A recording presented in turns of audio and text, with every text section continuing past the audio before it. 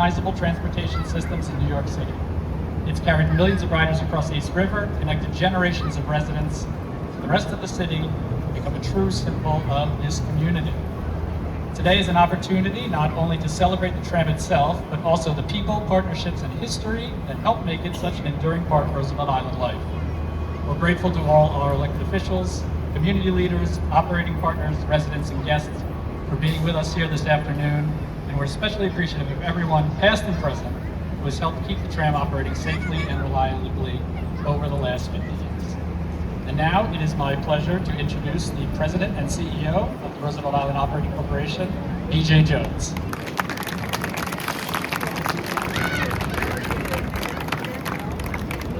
Thank you, Brian. Happy Trammiversary, everybody.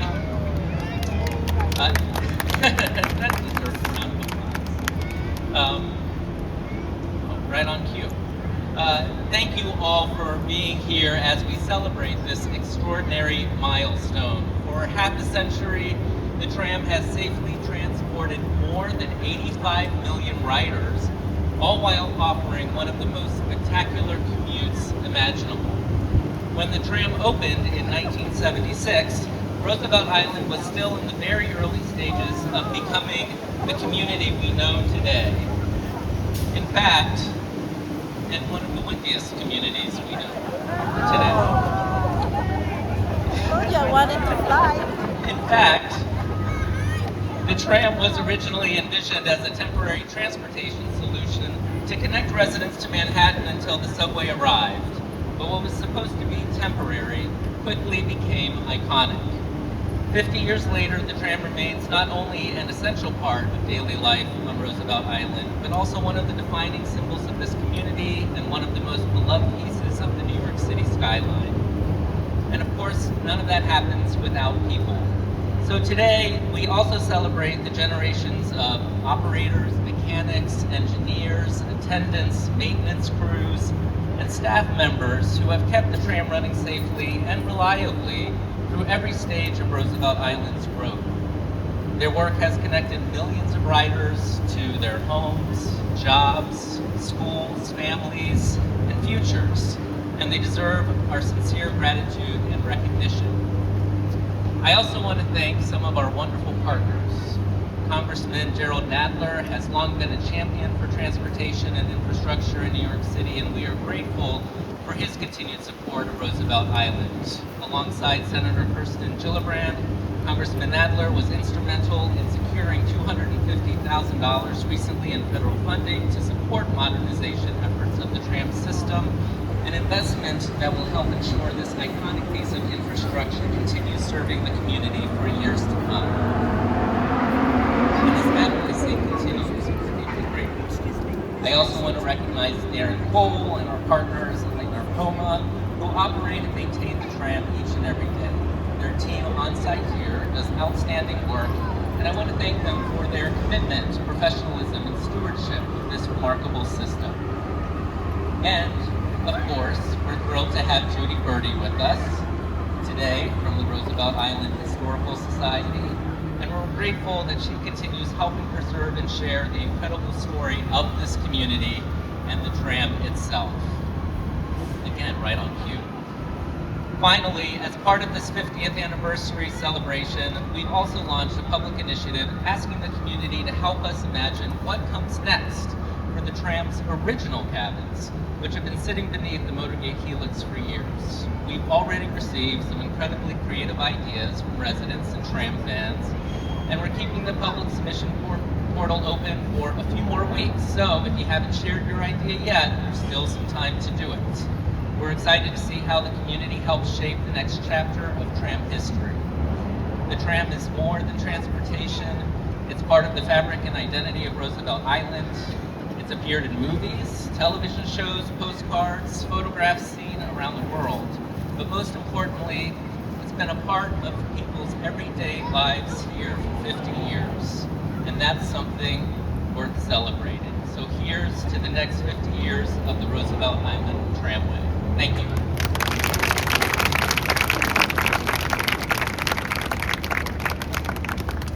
Thank you, BJ. As you can see, it's such a special day, the inflatable tram even wants to take flight. this to make sure that doesn't happen. Before we get to our next speaker, I just want to highlight something that BJ mentioned about the old tram cabins. As we are looking to reimagine what they are, we have over here we'll have what's a visioning board of the old cabins, and we're interested in your ideas. So if you want to come over after the program is ended and just write on a post-it note what you would like to see happen to the cabins, we're really interested in getting that feedback. And we're also, as BJ mentioned, keeping the portal open on our website for submissions. We've had close to 90 submissions already just through the online portal, and there's been many more coming in through social media. So please, if you have the time, we'd love to hear from you about what the next chapter of those cabins should be. And with that, I want to turn it over to our next speaker. We are honored today to be joined by the CEO of Leitner-Poma of America, Mr. Darren Cole.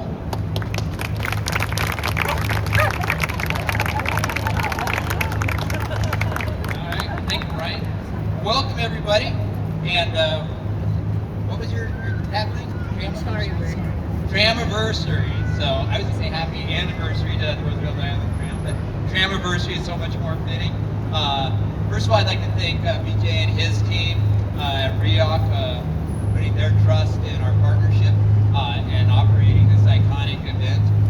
As the operators of the tram, Leitner-Poma of America is proud to be part of the Roosevelt Island community. The tram's more than transportation. It's part of the daily life, the identity, and the fabric of the community. Leitner-Poma was honored to complete the modernization and the rebuild of the tram in 2010, helping to ensure this iconic system would continue serving New Yorkers for generations to come. Over the last several years, we've continued to invest in improving the safety, reliability, communications, and overall ride experience. And I'm incredibly proud of Darren McCarthy, who's around here somewhere in the team, for their passion, professionalism, commitment they bring to this job every single day. Our operators, attendants, mechanics, and support staff work hard to provide a safe, reliable, and friendly service to residents and visitors. If you haven't seen the videos we've created on our staff, you should take a moment to do so to get a backstory on the people and their passions that work here. For instance, Larry, one of our tram attendants, he was actually born on the tram and now is a tram attendant. So it kind of shows that continuation and the passion that we have here. Darren was also telling me we have a number of our staff that have been here for years, the entire generation of the tram. So you have to appreciate that passion. I'd like to also thank Judy, the Roosevelt Island Historical Society, for helping preserve and share the history of this historic landmark. Whenever I have a question, Judy's my first go-to, and she's got more information than you could possibly imagine. And most importantly, I'd like to thank you, the residents of Roosevelt Island. We're honored to help keep New Yorkers moving each and every day. Before I wrap up, I'd like to invite BJ back up here. We have a little plaque we'd like to present.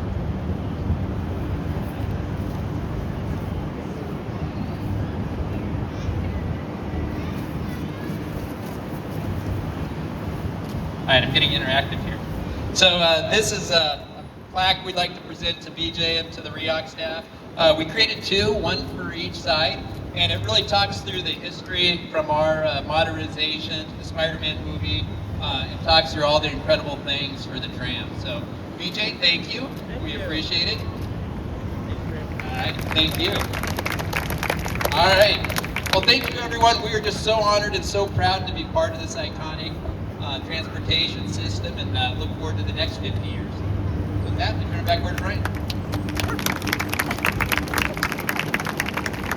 Thank you, Darren. We appreciate it. So this is a birthday celebration for the tram, and what good is a birthday celebration if you don't have a cake and you don't have some presents? So at the end of this event, we will be cutting the special cake honoring the tram's 50th anniversary. We hope you'll stay for that. We've also made a couple of unique giveaways that we wanted to share with the community for today. So one of the things we did was, as some people here might remember, some might not remember, tram used to run on tokens. Smattering of applause for tokens. So we took the old token design and we made a commemorative token that honors the 50th anniversary of the tram, and we're handing those out. We've also made these little commemorative pins as well. that we're hoping to hand out. Please be judicious and take one each. And then our friends at Poma also created some really cool shirts that they wanted to give away too. So all of that will be happening inside the inflatable tram, assuming it's still here by the end of this event. And I encourage everybody to stop in there and pick up a little free giveaway and then stay for some cake.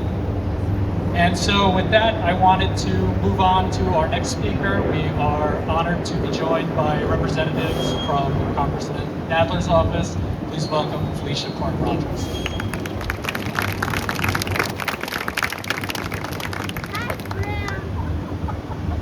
Hi, I'm Felicia Park-Rogers, and Congressman Nadler was planning to be here, and he had a last-minute change in his schedule. And I know that politicians often say that, but it's really true. He was so delighted to have the opportunity to come. He was planning to take the tram over.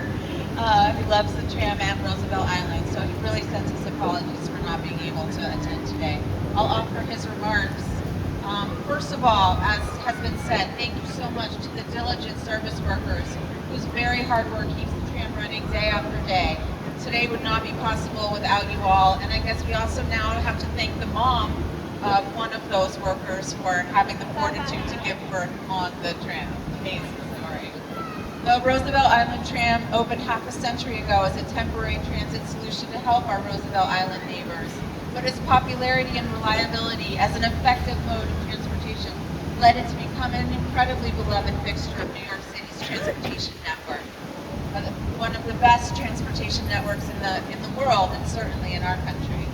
With upgrades and maintenance from a dedicated team of RIOC workers, New Yorkers have come to embrace the aerial tram as an essential link between Roosevelt Island and Manhattan. And that is no surprise. The iconic tram allows riders to quickly and easily cross this East River, and I guess in a breezy way as well.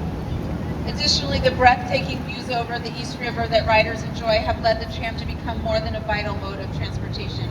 It is an absolute fixture of the island, as well as for visitors from around the world. It's got to be one of the most photographed spots in New York City at this point, don't you think? Yeah, famous.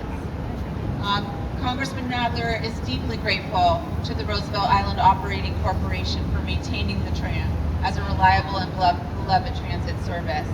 And as mentioned earlier, is very proud to have been a supporter and secured $250,000 last year in order to improve the maintenance and help keep the tram going for the next 50 years.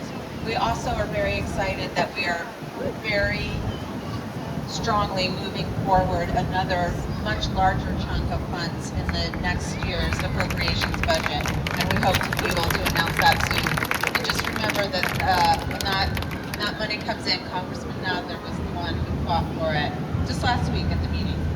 This funding will allow RIOC to modernize through structural upgrades, improved accessibility features, and enhanced safety systems. These upgrades will ensure the tram continues as safe and fun ride for everybody. He looks forward to coming back here and riding that tram with you, and we hope that you all enjoy it for many, many more decades to come, and can't wait for the cake. Thank you so much.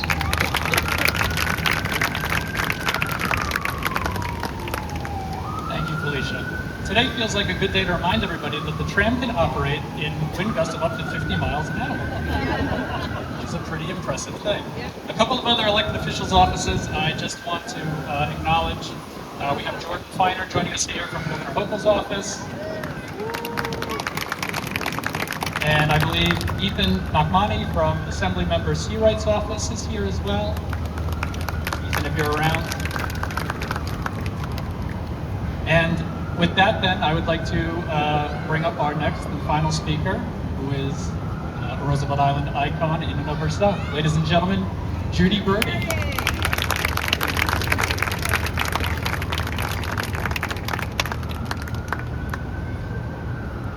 I hope I do not bring the great clouds. I've never been on such a bumpy tram ride as today. Good afternoon. I welcome all our guests, BJ, Darren, and our political representatives to the island again, and celebrate a half century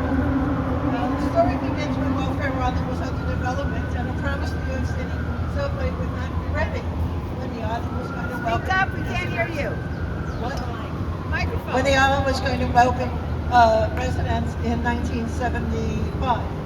The engineers thought of having a cable car from Manhattan, and a site of 59th Street and 2nd Avenue was available.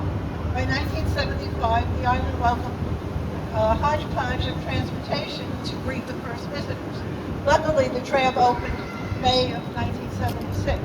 Designed by a Swiss company, Doppelmayr, the tram had a variety of operators contracted to operate it in its first 20 or 30 years. The tram always had a goal of residents to keep an eye on the operation, contracts management. If you see the beautiful tree in back of it, that tree was dedicated to Al Weinstein, who was a resident of River Cross, and he would show up with notes on the back of an envelope and really keep RIAC and the administration on target to make sure the tram was never closed, was never mismanaged. The tram, from a small island population of 5,000, new residents made full use of the tram until 1989, when the subway opened only 14 years later.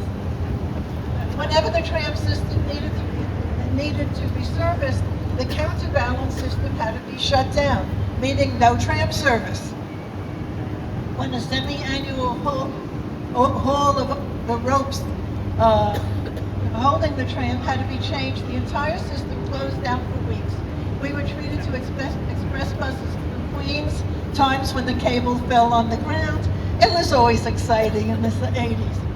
Somehow we were younger and just made do with alternate service. After an incident in 2006, when the cabins were stuck over the river for hours, the state and RIAC decided enough was enough. We needed a new system.